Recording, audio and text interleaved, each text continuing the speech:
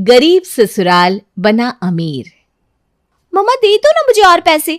हमारे पास किसी चीज की कमी है क्या जो आप हमेशा मुझे पैसे देने में इतनी कंजूसी करती हो? बाहर जाती हूँ तो पैसे तो चाहिए ना मुझे। बाहर आने जाने के लिए हमने तुझे पैसे दे दिए हैं, उसके अलावा तुझे पैसों की क्या जरूरत है? और इतने पैसे लेकर तू करेगी क्या? अभी इतनी बड़ी नहीं हुई कि अपने साथ 2-2, 3-3 हजार रुपए लेकर जाए। यार मम्मी, कॉलेज में सब लड़कियां इतने पैसे लेकर आती हैं, कॉलेज लाइफ को आराम से एंजॉय करती हैं, और आप लोग हो कि इतना सब कुछ होने के बावजूद भी मुझे कंगाल बना कर रखते हो। ना तो मेरी कोई बहन है ना कोई भाई है। जब आपका सब कुछ मेरा ही है तो आप मुझे सब दे क्यों नहीं देते? बेटा, इंसान को उसका हक तब मिलता है जब वो उस हक के लायक हो जाता है। अभी तो इतने समझदार नहीं है। आज जब तेरी शादी हो जाएगी तो तुझे हम सब कुछ दे देंगे। उसके बाद तो तुझे हमसे कुछ मांगने की जरूरत भी नहीं पड़ेगी। भला ये क्या बात हुई? अब मुझे अपने हिस्से के लिए भी अपनी शादी होने का इंतजार करना पड़ेगा। कुछ और नहीं तो कम से कम कॉलेज आने जाने के लिए मुझे गाड़ी ही दिला दीजिए। आपके पास तो वैसे भी 2-2 गाड़ियां हैं, उसमें से एक दे दो ना मुझे। बेटा, हर चीज़ समय से अच्छी लगती है। अभी तू कॉलेज में पढ़ने जाती है ना, तो तुझे गाड़ी की क्या ज़रूरत है? कॉलेज जाने के लिए मेट्रो है, बस है। अगर तुझे और आराम चाहिए तो ऑटो रिक्शा भी है। इतने पैसे तो हम तुझे देते हैं कि तू ऑटो रिक्शा से कॉलेज आ जा सके। कोई मेरे बारे में क्या सोचेगा?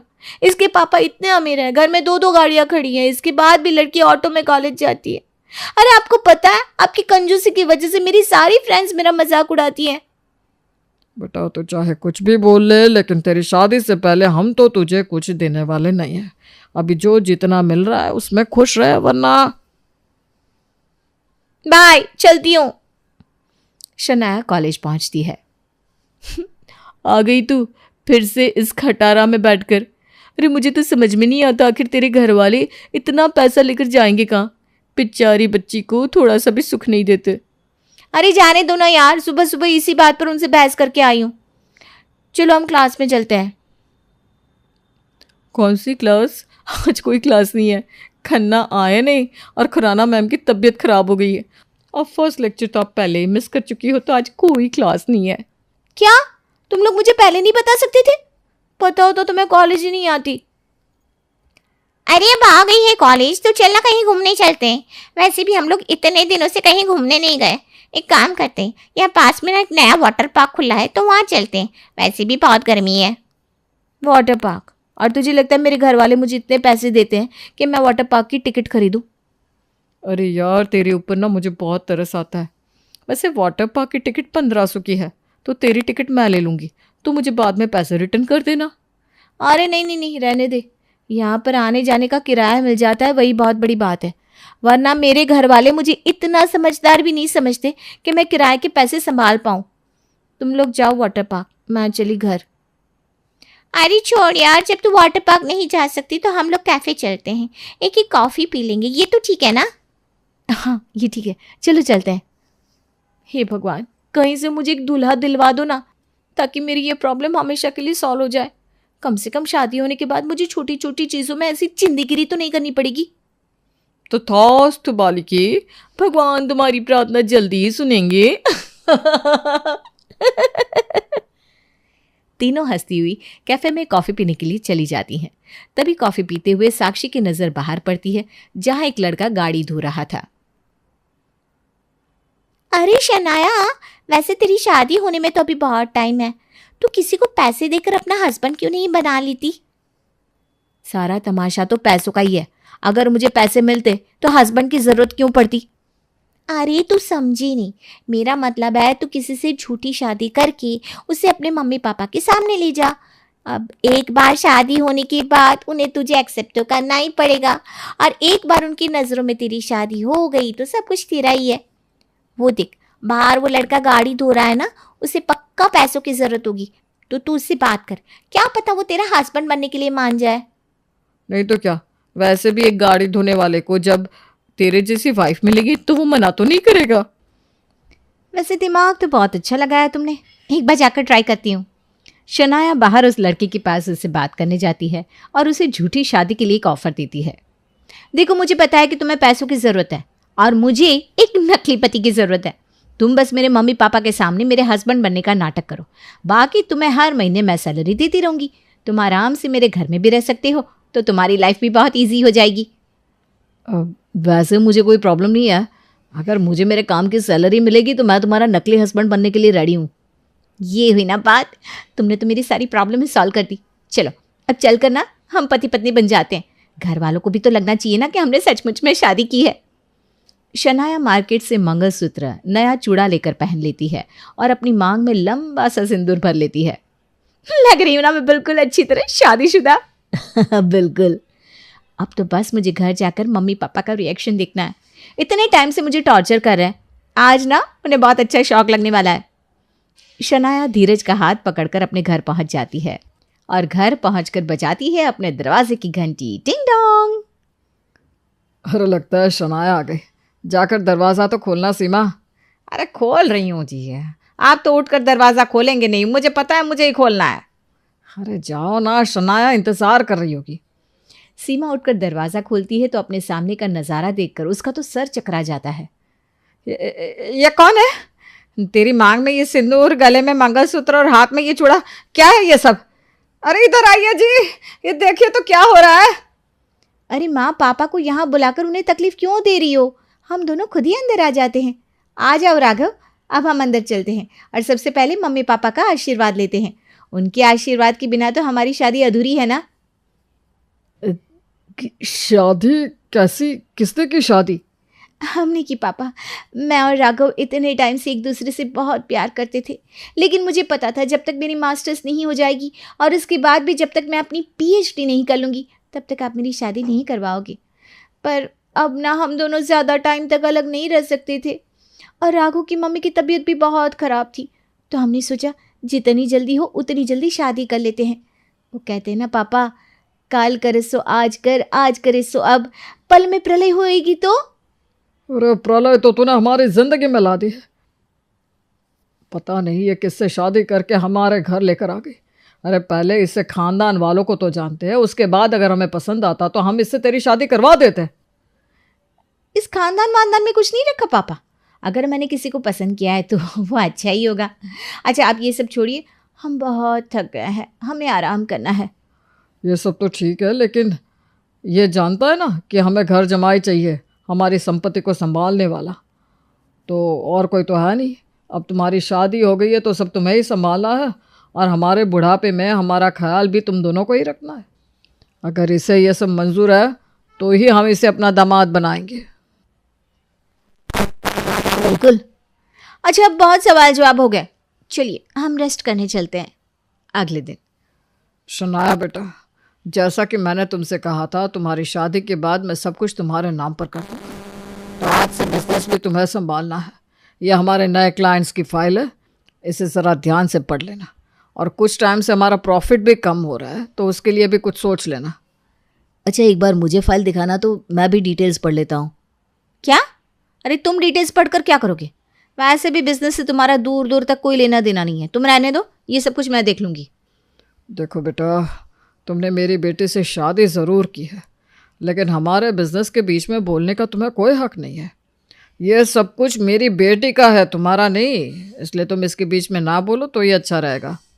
वो तो मैं बस ऐसे ही पढ़ रहा था, बाकी मैं जानता हूँ कि ये सब कुछ शनाया का ही है। राघव को शनाया और उसके पापा की बात दिल पर लग जाती है, लेकिन वो फिर भी उनको कुछ नहीं कहता। कुछ दिन बाद। अच्छा हुआ मैंने तुमसे शादी करने का डिसीजन लिया, कम से कम मुझे पापा ने ये गाड़ी तो दे दी, वरना मैं अभी भी ऑटो से ही कॉलेज जा रही होती। अच्छा तुम्हें भी तो बाहर जाना था ना, चलो तुम्हें ड्रॉप कर देती हूँ। वैसे अगर तुम बुरा ना मानो तो क्या एक दिन के लिए मैं तुम्हारी गाड़ी चला सकता हूँ? आज मेरा ड्राइव करने का बहुत मन कर रहा है।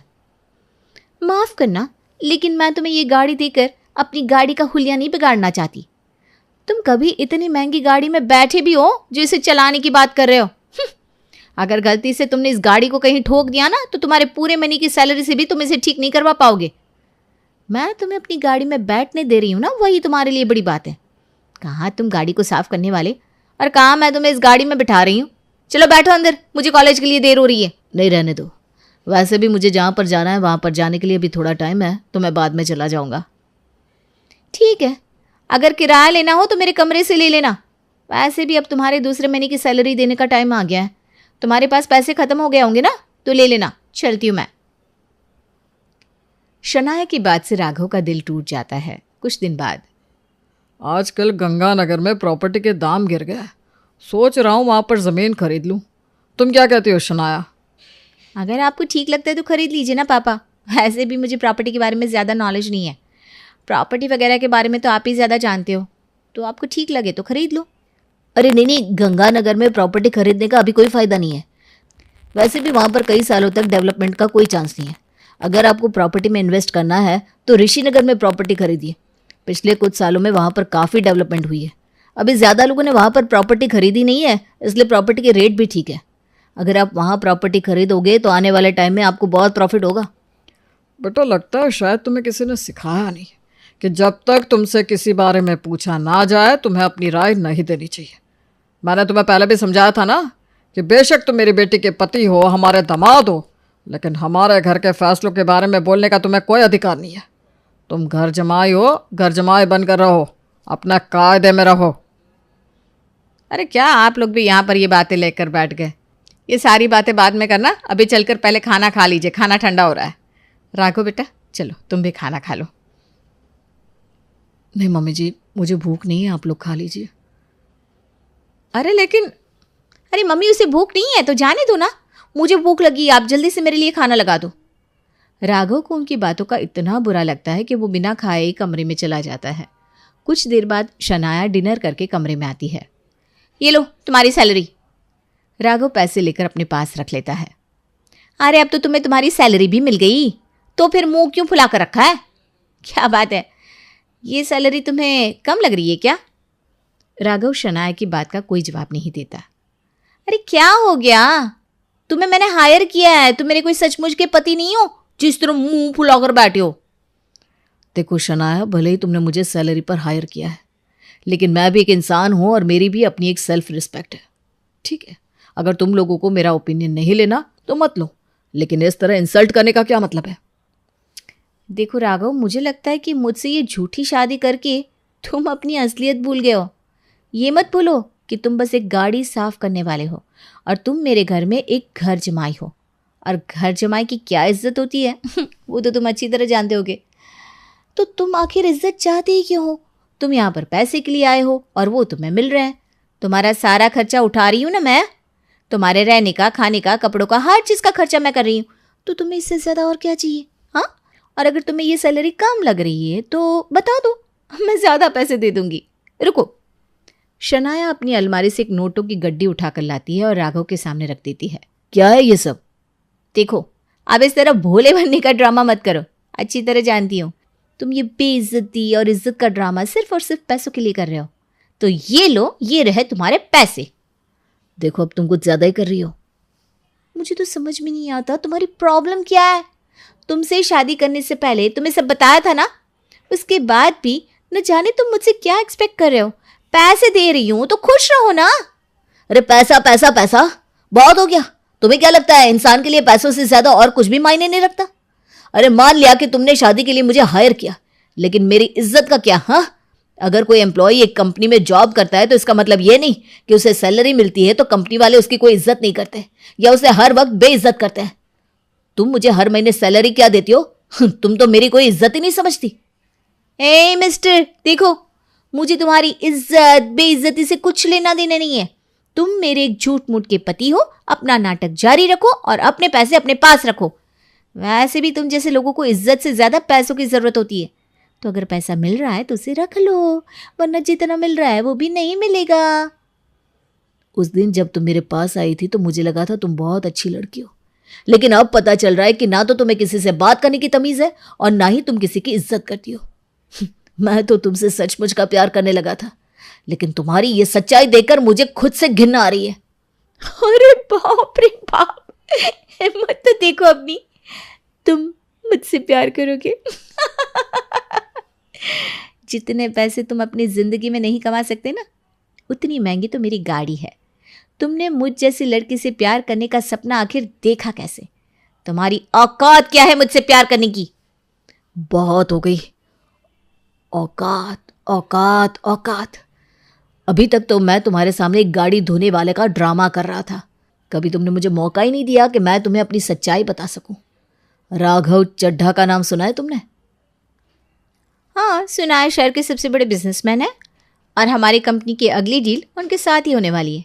लेकिन उससे तुम्हारा क्या लेना देना? क्योंकि आज तक तुम मेरा आधा नाम ही जानती आई हो। जिस राघव चड्ढा के साथ तुम्हारी अगली डील होने वाली है वो राघव चड्ढा मैं ही हूँ। और अब ना तो मुझे तुम्हारे साथ कोई डील करनी है और ना ही तुम्हारे साथ इस झूठी शादी का कोई ड्रामा करना है। ये पकड़ो अपने पैसे, और आज तक तुमने मुझे जितने पैसे दिए ना उसके डबल पैसे मैं तुम्हें वापस दूंगा। आ जाना मेरे ऑफिस में कल लेने, वरना चाहो तो अपने असिस्टेंट को भेज दूंगा। राघव की बात सुनकर शनाया की आंखें फटी की फटी रह जाती है। भले ही राघव शनाया से प्यार करने लगा था, लेकिन शनाया की बदतमीजियों की वजह से वो उसे छोड़कर चला जाता है, क्योंकि शनाया ने उसकी सेल्फ रिस्पेक्ट की धज्जियां उड़ाकर उसके मान सम्मान को ठेस पहुंचाई थी। इसलिए राघव ने अपनी सेल्फ रिस्पेक्ट के लिए अपने प्यार को भी ठुकरा दिया और शनाया की आंखों के सामने आज उसका पैसों का सारा घमंड चकनाचूर हो गया।